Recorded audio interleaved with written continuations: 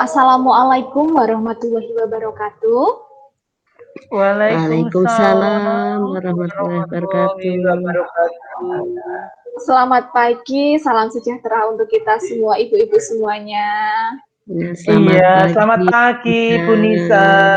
Iya, bagaimana kabar ibu semuanya? Sehat?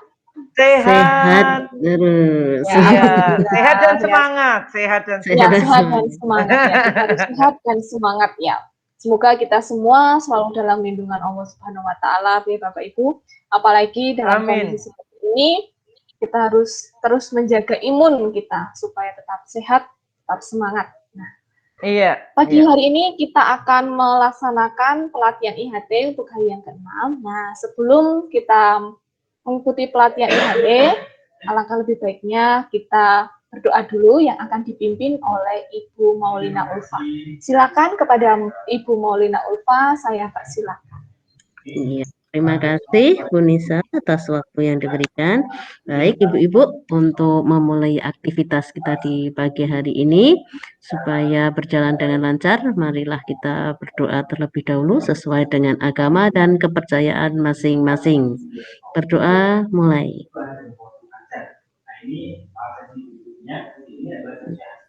Selesai. Ya, saya kembalikan lagi kepada Bu Nisa. Monggo. Ya, terima kasih Bu Maulina Ulfa telah memimpin doa pagi hari ini. Nah, selanjutnya kita akan melakukan ice breaking ya, untuk memecah kebukuan, untuk menyenangkan hati kita supaya tetap semangat, tetap santai, tidak tegang dalam pelatihan ini. Kepada Ibu Sri Suwarni, saya persilakan untuk memandu ice breaking hari ini. Terima kasih Bu Nisa yang telah memberikan kesempatan kepada saya untuk memandu ice breaking pada pagi hari ini. Ibu-ibu sekalian, sudah beberapa hari ini kita tampaknya selalu berpikir begitu agak tegang. Lebih baik untuk pagi hari ini kita bergembira bersama dengan melakukan ice breaking. Ice breaking yang akan saya sampaikan adalah tidak asing lagi. Kita akan bernyanyi bersama dengan lagu yang juga sangat familiar untuk anak-anak kita, yaitu lagu Balonku. Begitu nggih, Ibu-ibu? Kita bisa melakukannya dengan tepuk tangan supaya tangan kita juga bergerak, mulut kita bergerak, otak kita bergerak sehingga semuanya senang. Gitu. Ya, kita mulai dengan hitungan ketiga, dimulai. 1, 2, 3. Balonku ada 5. Agak cepat. Rupa-rupa warnanya. Hijau kuning kamu, merah muda dan biru, meletus balon hijau dan hatiku sangat senang. Balonku tinggal apa, ku pegang erat.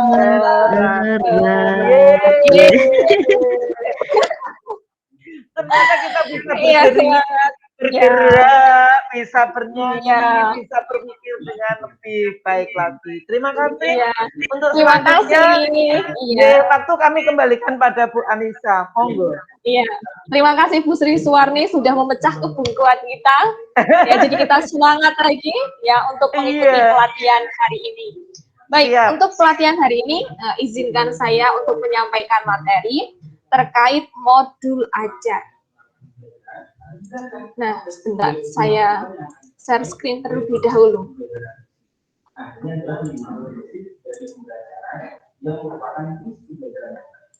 Sudah terlihat di layar, Ibu?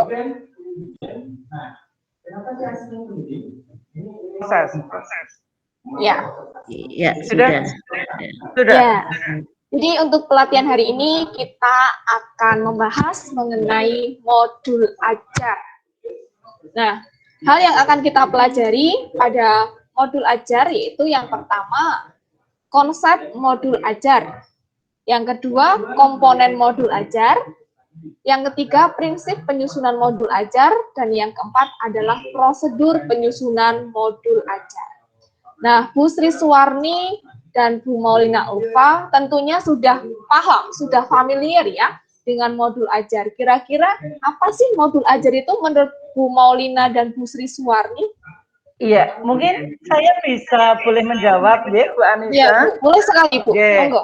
Mungkin iya, pengertian dari konsep atau modul ajar ini mungkin ada beberapa. Yang ingin saya sampaikan ini, bahwa konsep dari modul ajar itu adalah seperangkat alat yang dipakai oleh seorang guru dalam proses pembelajaran agar dalam proses pembelajaran modul ajar yang sistematis dalam proses pembelajaran sehingga capaian pembelajaran nanti bisa berhasil dengan optimal. Itu mungkin. Baik. Ya, terima kasih pendapatnya Bu Sri Suwarni. Monggo Bu Maulina Ulfa. Menurut Ibu apa itu modul ajar? Tidak jauh beda dengan Bu Sri Suwarni. Ini menurut saya modul ajar itu sarana pembelajaran yang berisi ada materi, ada metode, ada cara mengevaluasi yang dirancang secara sistematis tadi, sesuai dengan proses pembelajaran. Begitu, Ya, Bu Nisa. Ya, terima kasih Ibu. Nah, jadi konsep modul ajar itu ada beberapa ya. Yang pertama adalah modul ajar itu sebagai sejumlah alat atau sarana media, metode, petunjuk, dan pedoman yang dirancang secara sistematis dan menarik. Konsep yang kedua, modul ajar itu merupakan implementasi dari alur tujuan pembelajaran yang dikembangkan dengan profil pelajar Pancasila sebagai sasaran. Yang ketiga, modul ajar itu disusun sesuai dengan fase atau tahap perkembangan peserta didik.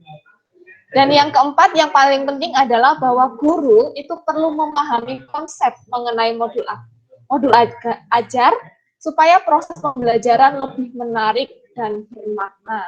Jadi dari beberapa konsep ini, kita bisa menyimpulkan atau menarik benang bahwa modul ajar itu merupakan sarana media yang merupakan implementasi dari alur tujuan pembelajaran yang dikembangkan untuk mencapai capaian pembelajaran dengan profil pelajar Pancasila sesuai dengan fase atau perkembangan peserta didik. Seperti itu. Paham, Ibu? Paham. Siap, paham. Paham. Ya, baik, kalau sudah paham, saya lanjutkan kepada yang kedua, yaitu komponen modul ajar. Nah, komponen modul ajar itu terdiri atas 3 bagian. Yang pertama adalah informasi umum, yang kedua komponen inti, dan yang ketiga adalah lampiran. Di layar sudah terlihat, monggo Bu Maulina bisa membacakan informasi umum dalam modul ajar itu apa saja. Baik, untuk informasi umum dalam modul ajar meliputi identitas sekolah, kompetensi awal, profil pelajar Pancasila, kemudian ada sarana dan prasarana, ada target peserta didik, dan model pembelajaran yang digunakan. Ya, baik. Terima kasih Bu Maulina. Kemudian untuk bagian yang kedua terkait komponen inti. Nah, Bu Sri Suwarni, monggo untuk yang komponen inti bisa dibacakan. Iya, baik Ibu. Saya akan membacakan tentang komponen inti. Bahwa komponen inti itu meliputi 1. Tujuan pembelajaran, 2. Pemahaman bermakna, 3. Pertanyaan pemantik, 4. Persiapan pembelajaran, 5. Kegiatan pembelajaran, 6. Asesmen, 7. Pengayaan dan remedial, dan 8 adalah refleksi peserta didik dan guru. Ya, terima kasih. Ya, terima kasih Bu Sri Suwarni. Nah, untuk bagian yang ketiga adalah lampiran. Untuk lampiran ini terkait lembar kerja peserta didik, bahan bacaan guru dan peserta didik, glosarium, dan daftar pustaka. Nah, untuk lebih mengenal lebih lanjut lagi mengenai bagian-bagian di modul ajar, nah ini bisa terlihat di layar nih Bapak Ibu. bahwa identitas modul itu terdiri atas nama penyusun, institusi, dan tahun disusunnya modul ajar. Kemudian berisi jenjang sekolah, kelas, serta alokasi waktu yang disesuaikan dengan jam pelajaran yang berlaku di unit kerja masing-masing. Untuk informasi yang kedua terkait dengan kompetensi awal, yaitu pengetahuan atau keterampilan yang perlu dimiliki siswa sebelum mempelajari topik tertentu. Nah, yang ketiga adalah profil pelajar Pancasila yang merupakan muara atau tujuan akhir dari suatu kegiatan pembelajaran yang berkaitan dengan pembentukan karakter peserta didik. Bu Maulina dan Bu Sriswati masih ingat tidak profil pelajar Pancasila itu apa saja? Oh, oke. Ya. Ada berkebinekaan tunggal. Ya, ada mandiri, kebinekaan Mandiri. global, gotong Ya. royong, gotong royong, bernalar kritis, kreatif. ya kreatif, bernalar Kreatif.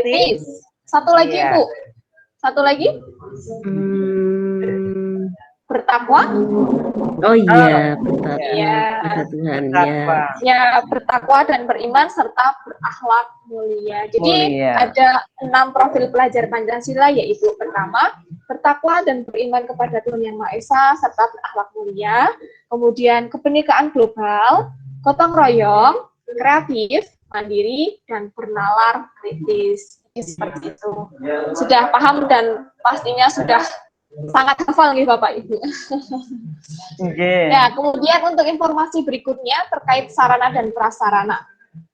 Sarana dan prasarana ini merupakan fasilitas dan bahan yang digunakan untuk menunjang kegiatan pembelajaran. Nah, kalau sarana itu berkaitan pada alat dan bahan, sementara prasarana itu terkait dengan materi dan sumber bahan ajar lain yang relevan dalam kegiatan pembelajaran. Kemudian unsur lainnya yaitu terkait target peserta didik. Nah, peserta didik yang menjadi target yaitu peserta didik reguler, tipikal, peserta didik dengan kesulitan belajar, dan peserta didik dengan capaian tinggi. Kemudian ada model pembelajaran. Nah, model pembelajaran itu dapat berupa pembelajaran tatap muka, pembelajaran jarak jauh atau daring, pembelajaran jarak jauh luar jaringan atau luring, dan pembelajaran blended learning, percampuran antara daring dan luring. Untuk informasi umum, sudah paham atau belum Ibu-Ibu? Sudah, Bu Anissa. Sudah, iya. Jadi ada 6 informasi umum ya Ibu. Kemudian bagian yang kedua untuk komponen modul ajar adalah komponen inti. Nah, komponen ini inti terdiri atas beberapa hal. Yang pertama, tujuan pembelajaran. Bahwa modul ajar itu harus ada tujuan pembelajaran yang mencerminkan hal-hal penting dari pembelajaran. Ya, dan merupakan bentuk asesmen sebagai bentuk dari unjuk pemahaman. Nah, tujuan pembelajaran itu memuat 3 aspek. Apa saja Ibu? Masih ingat tidak? Tujuan pembelajaran ada 3 aspek dalam tujuan pembelajaran. Coba Bu Maulina, ada 3 aspek yang termuat dalam tujuan pembelajaran. Masih ingat tidak? Apa ya? Tadi apakah harus sesuai konten. dengan apa? Oh iya, betul sekali. konten. Ada konten. Ya, kompetensi. Ada kompetensi. Kompetensi dan variasi. capaian pembelajaran. Ya, betul sekali ya. Jadi ada kompetensi, konten, dan variasi. Ya. Kemudian komponen inti yang kedua adalah pemahaman yang bermakna, yaitu yang berisi informasi tentang manfaat yang akan peserta didik peroleh setelah mengikuti proses pembelajaran.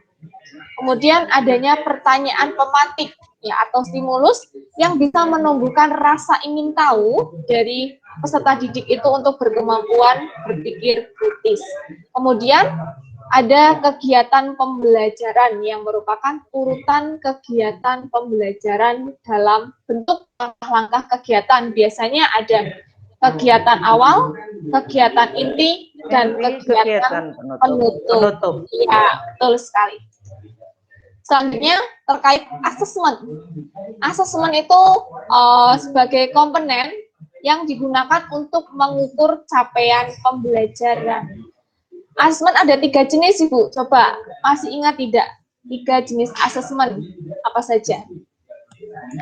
Asesmen kognitif, Diagnostik, diagnostik, formatif, formatif, dan sama sumatif. sumatif. Dan sumatif, ya, betul Iya. sekali.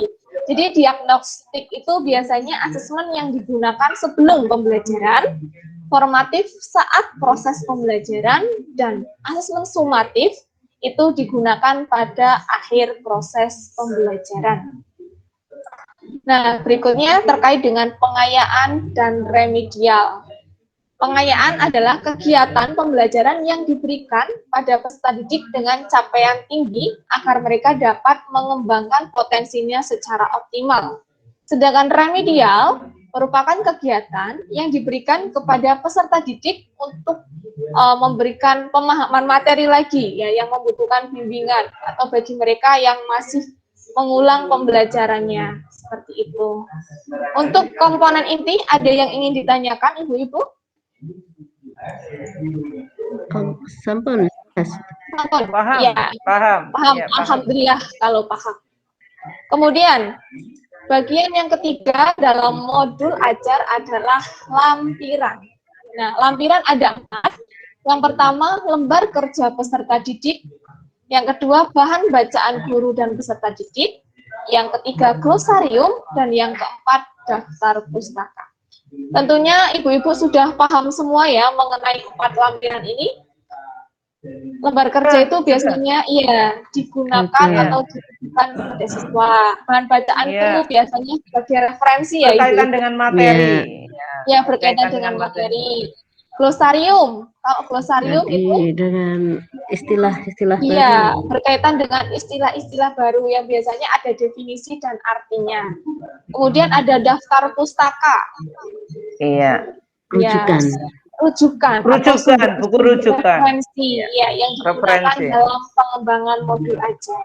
Nah, jadi kita tadi telah belajar ada 3 bagian dalam komponen modul ajar. Yang pertama adalah informasi umum, komponen inti, dan lampiran. Nah, setelah memahami komponen modul ajar, selanjutnya kita akan belajar mengenai prinsip penyusunan modul ajar. Ada 4 prinsip penyusunan modul ajar. Yang pertama adalah esensial. Artinya bahwa setiap pelajaran itu harus melalui pengalaman belajar dan lintas disiplin. Yang kedua, bahwa modul ajar itu harus bermakna dan menantang. Hal ini harus dilakukan. Kenapa, Bu? Mengapa modul ajar itu harus menarik, bermakna, dan menantang? Kira-kira alasannya apa, Ibu? Supaya lebih ada motivasi untuk belajar lebih lanjut. Iya, jadi untuk ada menumbuhkan motivasi. minat, motivasi siswa untuk belajar lagi. Baik, kemudian yang ketiga, relevan dan kontekstual. Artinya harus disesuaikan dengan peserta didik itu sendiri. Dan yang keempat adalah berkesinambungan. Artinya ada keterkaitan alur kegiatan pembelajaran yang disesuaikan dengan fase belajar peserta didik. Seperti itu. Untuk prinsip penyusunan modul ajar, ada yang tanyakan, Ibu-Ibu? Paham. Alhamdulillah, paham. Bagus. Nah, selanjutnya setelah mempelajari prinsip penyusunan modul ajar, adalah prosedur penyusunan modul ajar. Nah, untuk prosedur penyusunan modul ajar ini ada 6 langkah. Yang langkah pertama adalah menganalisis kondisi dan kebutuhan guru, peserta didik, serta satuan pendidikan. Hal ini sangat penting sekali untuk menyusun modul ajar tadi sesuai dengan prinsip relevan dan kontekstual. Yang kedua, menentukan alur tujuan pembelajaran yang akan dikembangkan menjadi modul ajar. Yang ketiga, pelaksanaan pembelajaran. Artinya, guru melakukan kegiatan pembelajaran sesuai dengan modul ajar yang telah disusun. Yang keempat, mengidentifikasi dan menentukan dimensi profil pelajar Pancasila. Nah, tadi sudah ada 6 elemen yang Ibu-Ibu jelaskan mengenai profil pelajar Pancasila. Kemudian menyusun modul ajar berdasarkan komponen yang tersedia. Jadi komponennya ada informasi umum, komponen inti, dan lampiran. Dan yang terakhir adalah melakukan evaluasi dan tindak lanjut. Terkait prosedur penyusunan modul ajar, adakah hal yang ingin ditanyakan atau sudah jelas semua Ibu? Oh ya, Bu Nisa, mohon Ya. izin mungkin bertanya ya. Ini Ibu. Oke, tadi untuk penyusunan modul ajar, apakah ketika kita menyusun sebuah modul, komponen-komponennya itu harus sesuai atau mungkin bisa ditambah, Bu Nisa? Oh iya, baik. Terima kasih atas pertanyaannya Ibu. Nah, modul ajar sebagai hal yang penting dalam proses pembelajaran itu tidak baku dengan komponen tadi itu ya Bu.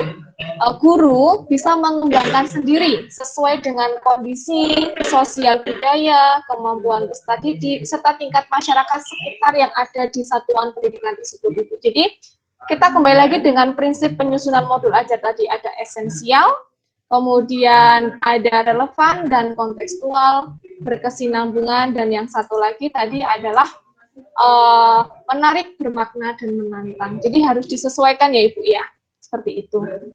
Oke, terima kasih. Ya, terima kasih Bu.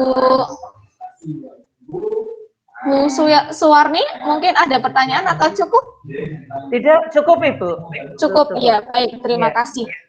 Nah, setelah kita mempelajari tadi ada konsep, kemudian komponen modul ajar, prinsip penyusunan modul ajar, dan prosedur penyusunan modul ajar. Nah, sekarang ada penugasan bagi ibu-ibu semuanya. Sudah siap untuk membuat tugas ibu-ibu? Insya Allah. Ya. Ini Mohon untuk dari, diperbesar, ya. diperbesar dulu Ibu, tulisannya kurang Baik, jelas. siap. Iya, tulisannya kurang Ya. jelas. J, sudah cukup. Oke, siap. Ya. Jadi dari materi yang kita pelajari hari ini, muara kita adalah membuat satu modul ajar dengan ketentuan sebagai berikut. Yang pertama, terdiri atas satu pembelajaran. Nanti Ibu bisa membuat modul ajar dengan satu tujuan pembelajaran dengan fokusnya satu elemen, ya Ibu. Bisa menulis, membaca, menyimak, maupun berbicara. Ya. Kemudian harus sesuai dengan prinsip penyusunan modul ajar tadi.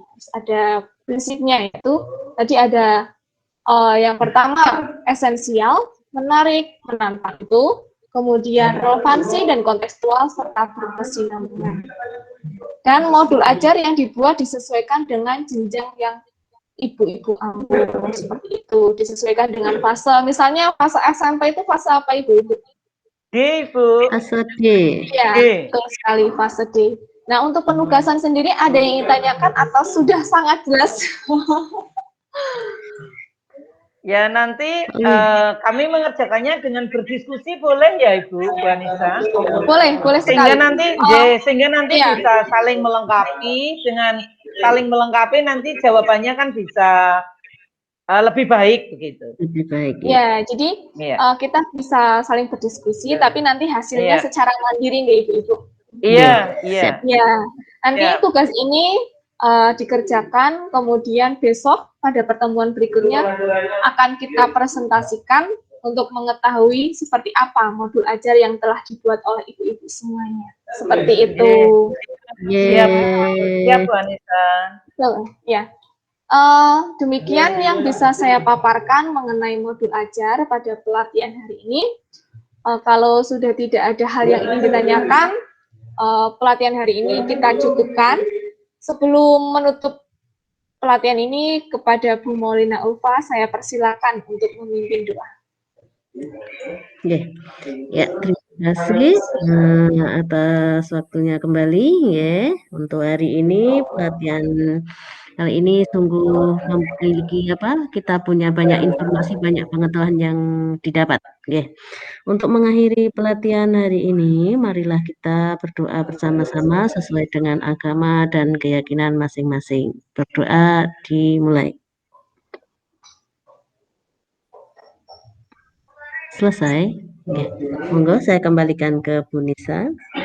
Ya, terima kasih Bu Maulina Ulfa ya. Semoga pelatihan hari ini bisa bermanfaat untuk kita semua, ibu-ibu. Kita punya pengalaman baru, ilmu baru yang bisa mengoptimalkan kita sebagai pendidik untuk lebih memberikan pelayanan dan bimbingan yang terbaik bagi peserta didik kita semuanya.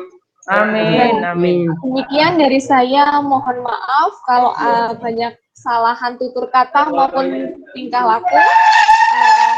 Untuk pelatihan hari ini saya cukupkan. Terima kasih. Wassalamualaikum warahmatullahi wabarakatuh. Waalaikumsalam Waalaikumsalam warahmatullahi warahmatullahi wabarakatuh. wabarakatuh.